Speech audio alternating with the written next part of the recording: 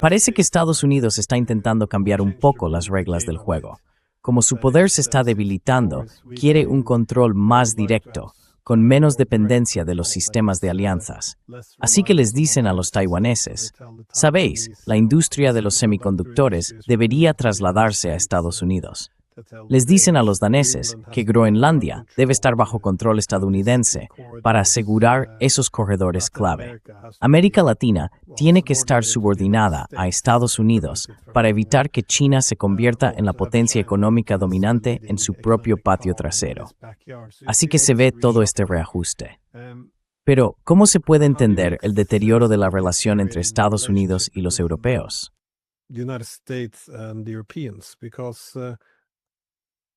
Parece que los europeos están dispuestos a llegar muy lejos, incluso a mirar hacia otro lado y fingir que Estados Unidos no está amenazando con apropiarse de territorio europeo en Groenlandia, y aún así siguen dispuestos a respaldar a Estados Unidos en todo, desde Venezuela hasta Irán, sea lo que sea que quiera hacer.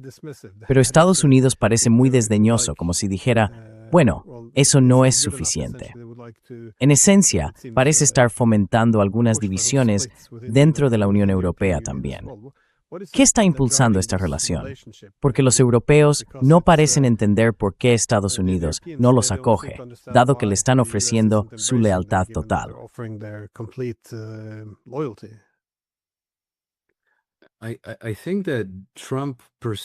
Creo que la administración Trump percibe a los europeos como adversarios.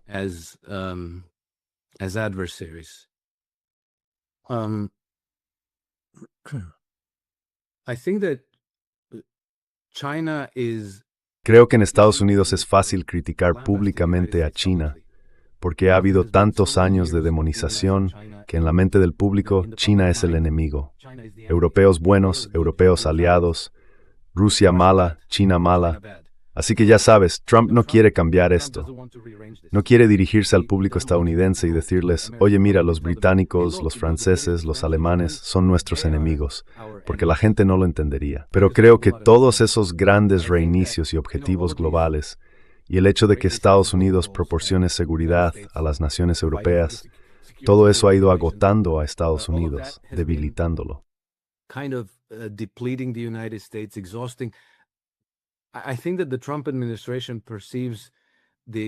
Creo que la administración Trump percibe a las oligarquías europeas como el parásito que ha perpetuado la transformación de Estados Unidos en una potencia globalista, en un imperio, cuando siempre estuvo destinado a ser una república. Y ya sabes, si volvemos a la estrategia de seguridad nacional, la reafirmación de la doctrina Monroe no significa necesariamente que vayamos a someter a golpes a todos en nuestro vecindario. La doctrina Monroe se concibió para mantener a las potencias coloniales europeas fuera del hemisferio americano, porque esa era su principal fuente de amenaza. El Imperio Británico, Francia y España representaban en realidad un riesgo para la seguridad de Estados Unidos, porque tenían ambiciones coloniales e imperiales en el continente americano.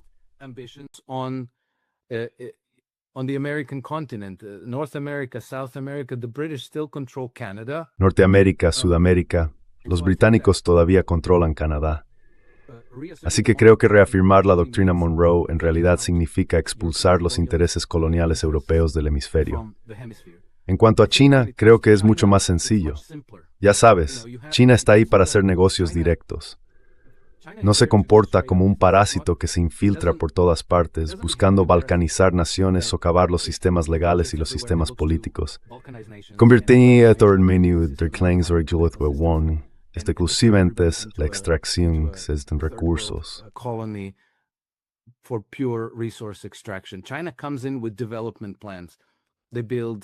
China llega con planes de desarrollo.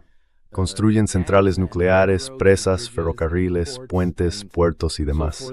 Así que creo que, si se quiere elevar el nivel de vida de una región, Si se quiere convertir a su población en consumidores acomodados, entonces Estados Unidos y China pueden ser adversarios, pero sus agendas podrían ser compatibles. Porque en última instancia, si Trump quiere convertir a Estados Unidos en una superpotencia industrial, necesitarán mercados. Y los mercados prósperos son mejores que aquellos donde la gente vive con $1 al día, como en los Bantustanes. Like Bantustans where people live on $1 a day. So I think that, and I've heard this. Así que creo que, y he oído esto de personas que, digamos, tienen testimonios de segunda mano, que Trump, en reuniones de gabinete, dice, ya sabes, entre comillas, nuestros supuestos enemigos y nuestros enemigos percibidos, refiriéndose a países como Irán, China y Rusia, lo que significa que él cree que existen esos enemigos supuestos o percibidos, y luego están los enemigos reales. Así que, lo que diría es que Trump está utilizando ahora Groenlandia como pretexto para sacar a Estados Unidos de la OTAN.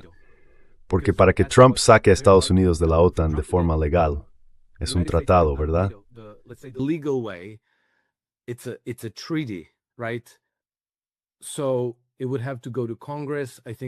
Así que tendría que pasar por el Congreso. Creo que necesitaría una mayoría de 2/3, algo con lo que Trump ni siquiera puede soñar, así que nunca ocurriría de esa manera. Lo que Trump tiene que hacer ahora, si quiere lograr cambios reales, es romper las reglas.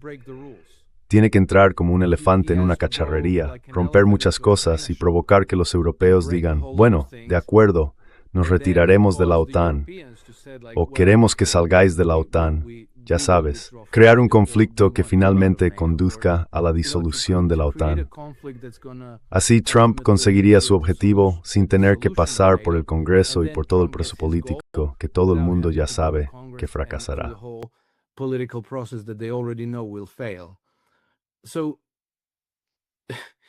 Así que todo esto hace muy difícil, ¿cómo decirlo?, interpretar lo que está haciendo Trump. Pero creo que, cuando se observa todo el año de lo que Trump ha estado haciendo, surge un método en medio de la locura, lo que significa que no está simplemente haciendo cosas feas, codiciosas y violentas al azar por impulso. En realidad está llevando a Estados Unidos por un determinado camino hacia ciertos objetivos, lo que significa que hay una agenda. Aunque no exista una estrategia publicada de esto es lo que vamos a hacer y así es como lo vamos a lograr, parece que hay una misión.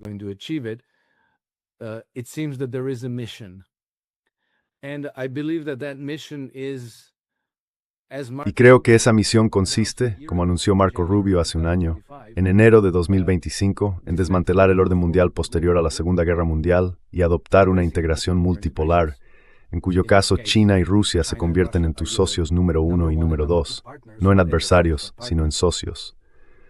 Muchas de estas organizaciones, como la OTAN e incluso las Naciones Unidas, deben ser reorganizadas. La Unión Europea, ya sabes, se ha vuelto adversarial. Y luego está lo que hace la Organización de los Estados Americanos en América Latina y el Caribe, donde el Reino Unido tiene una misión de observador permanente. Así que están muy profundamente implicados. Esa podría ser la infraestructura de poder adversarial a la que se refiere el documento de Estrategia de Seguridad Nacional.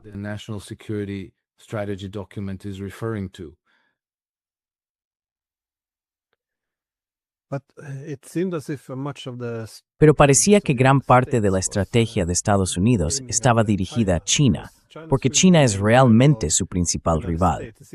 Muchas cosas parecían organizarse en torno a esa idea. Incluso la noción de llevarse mejor con Rusia sería para asegurarse de que no se incline demasiado hacia China. Aislar a Irán de China podría generar más presión energética allí, igual que con Venezuela.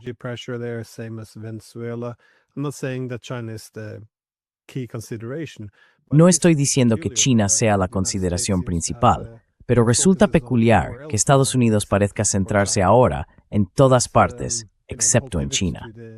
Todo el giro hacia Asia se suponía que significaba reducir su presencia en Oriente Medio y Europa, pero Estados Unidos sigue muy implicado en la guerra de Ucrania, no tanto como bajo el gobierno de Biden, y también en Oriente Medio, posiblemente provocando otra guerra con Irán. ¿Cómo ves su enfoque hacia China en este contexto? Porque parecen ser la pieza principal para reforzar o restaurar la posición hegemónica de Estados Unidos, si es que ese es realmente el objetivo. Or restoring the US hegemonic position, if that is indeed the goal. I don't know that the United States can restore their hegemony. No sé si Estados Unidos puede recuperar su posición hegemónica en el continente euroasiático. Sería muy complicado. Si miramos a Irán, por ejemplo, que es el más pequeño de los tres poderes, si hablamos de Irán, Rusia y China, el análisis de coste-beneficio de cualquier conflicto entre Estados Unidos e Irán está tan desproporcionadamente inclinado hacia el coste que no veo qué beneficio podría tener para Estados Unidos, incluso si lograran cambiar el régimen en Irán. Incluso si consiguieran eso, ¿por qué? Me tengo que preguntar por qué demonios querrían hacerlo. No creo que nadie pueda formular de manera coherente ningún tipo de beneficio para Estados Unidos. Benefit to the United States. I can see the benefit to Great Britain, to France, to Puedo ver el beneficio para Gran Bretaña, para Francia, para las potencias europeas. Ya sabes, eliminar el único obstáculo que tienen para el control total de Oriente Medio.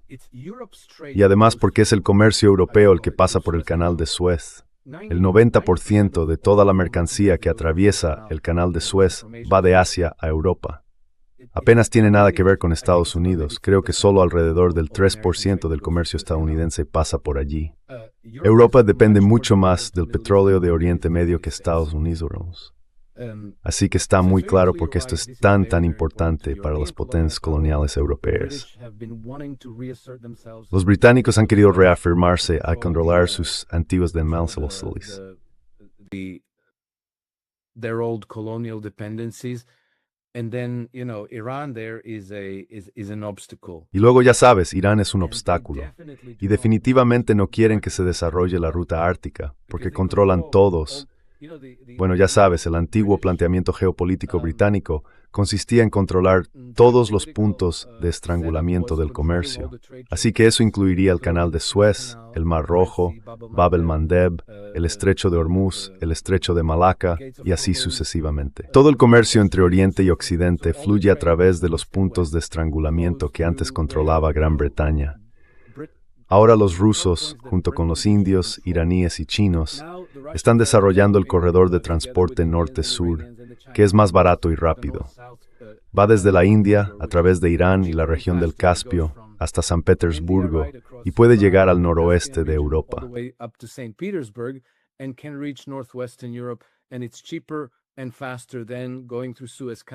Y además es más barato y rápido que pasar por el canal de Suez. Y luego está la ruta del Ártico, que es otra alternativa.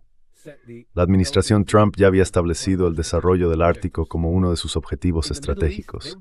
En Oriente Medio, Irán contra Irán en beneficio de las potencias europeas y a un coste enorme para ellos mismos, un coste masivo, posiblemente catastrófico.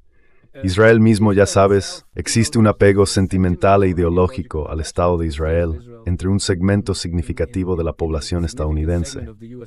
Pero si se analiza como un interés estratégico real de Estados Unidos, Israel es en realidad una carga más que un beneficio.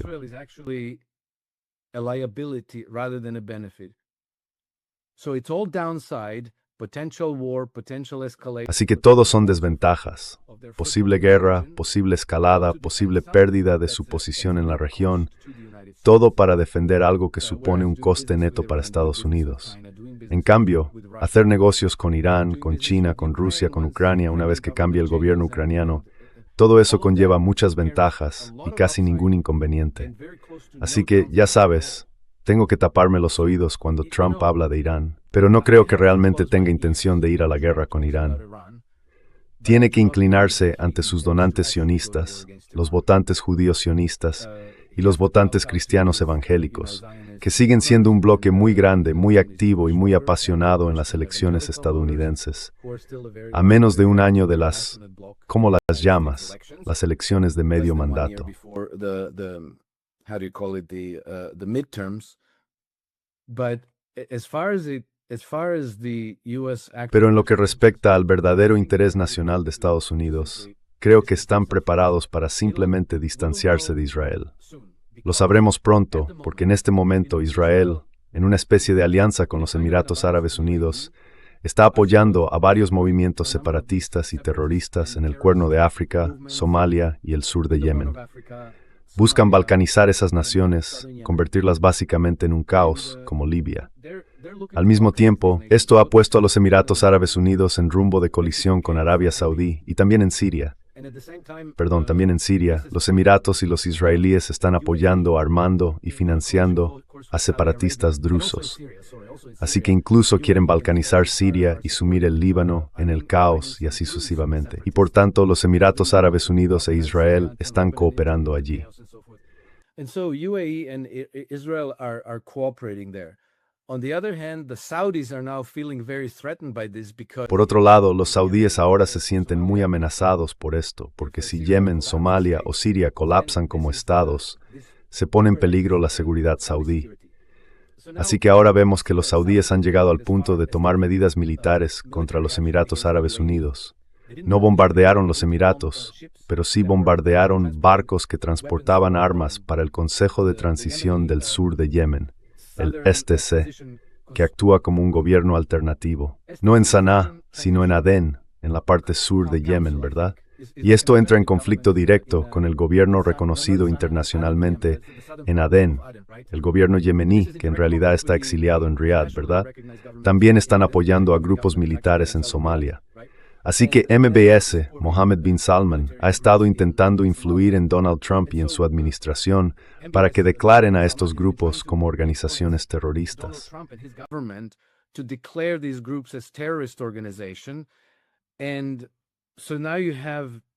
Y así ahora se está gestando un conflicto entre la estrategia impulsada por Israel junto con los Emiratos Árabes Unidos, que es una especie de geopolítica al estilo británico. Enfrentar a todos contra todos, balcanizar las naciones y debilitarlas para poder controlarlas.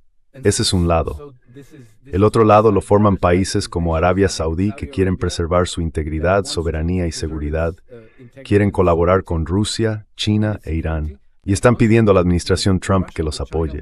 Si Trump dice, sí, os apoyaremos, declararemos a estos grupos militantes somalíes como terroristas, y así sucesivamente, eso los pondría en conflicto con Israel, Estados Unidos frente a Israel. Es una situación extremadamente complicada para que la administración Trump la gestione.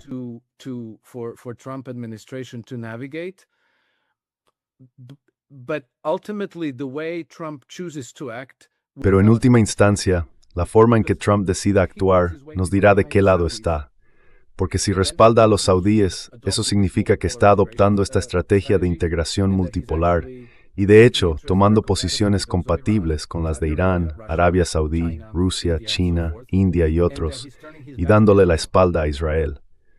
No creo que Trump vaya a salir y declararlo abiertamente, al menos no antes de las elecciones de mitad de mandato. Pero podría hablar mucho y luego no hacer nada. Creo que la acción de junio que tomaron contra Irán fue exactamente eso.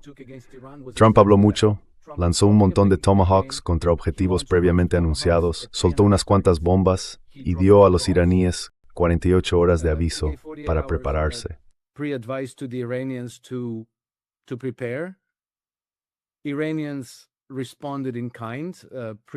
Los iraníes respondieron de la misma manera, anunciando de antemano su represalia y básicamente, ya sabes, destruyendo una estación de radar sin víctimas en ninguno de los dos bandos. Se dieron la mano, se agradecieron mutuamente y luego él dijo, hemos aniquilado el programa nuclear, ya no tenemos que ir a la guerra, todo eso está hecho y terminado, centrémonos en otras cosas. Creo que aquí es donde veremos cuál es la postura de Trump. Pero si tuviera que apostar hoy, diría que o bien Trump no se involucrará en una guerra contra Irán, o volverán a montar una pelea falsa al estilo de la Federación Mundial de Lucha Libre, algo que levante mucho polvo, pero no haga nada. Y luego de nuevo él dirá, vale, bueno, les hemos demostrado, ya está, se acabó, nos vamos. Esa es la mejor forma en que puedo interpretarlo. That's the best that I can interpret it.